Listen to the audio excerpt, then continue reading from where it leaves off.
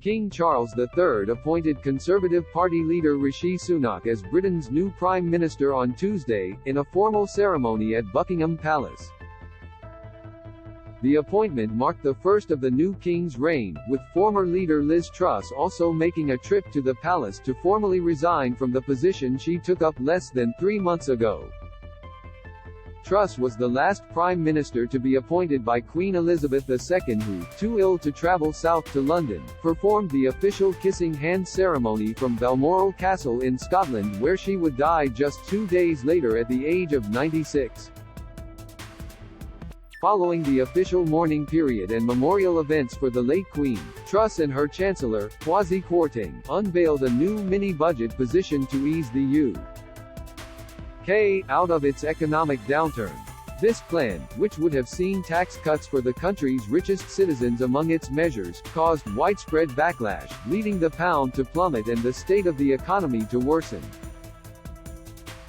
Kwarteng was fired, but Truss could not regain the confidence of her party or the public.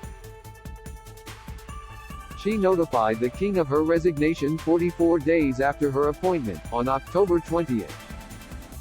After a short leadership run, Sunak, formerly Boris Johnson's chancellor, was chosen by the Conservative Party to replace Truss. Sunak, who has a background in finance having studied at Stanford University as a Fulbright scholar, became a member of parliament in 2015. He is the country's first British Asian prime minister and the first to be a practicing Hindu. The new prime minister was asked by the king to form a government in his name, as is the custom in Britain where the government exercises power in the name of the constitutional monarch, in the 1844 room at Buckingham Palace. The meeting is known as the kissing hand ceremony, though no kissing actually takes place. This comes from a traditional process whereby the Prime Minister was required to kiss the hands of the sovereign as a sign of loyalty and faithfulness. The holding of the meeting itself is now deemed as the fulfilling of this obligation. Royal commentator Richard Fitzwilliams highlighted that though Charles officially appoints the new Prime Minister, as a constitutional monarch in the modern day, he is removed from the official leader selection, which is left to the political parties themselves.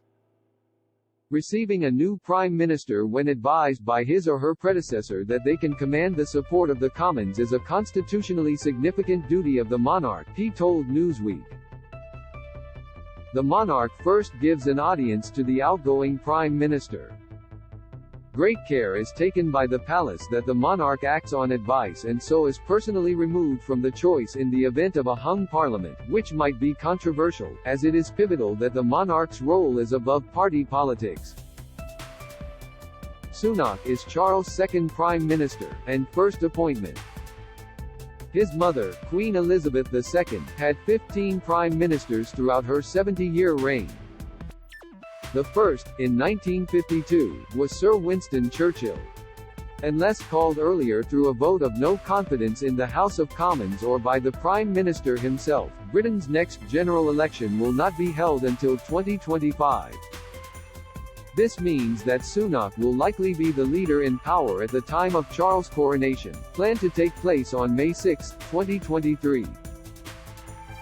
Though the coronation is a religious ceremony not a governmental one, Sunak and his wife, Akshata Murthy, are expected to be among the invited guests at Westminster Abbey. Do you have a question about King Charles III, William and Kate, Meghan and Harry or their family that you would like our experienced royal correspondents to answer? Email royals@newsweek.com. We'd love to hear from you.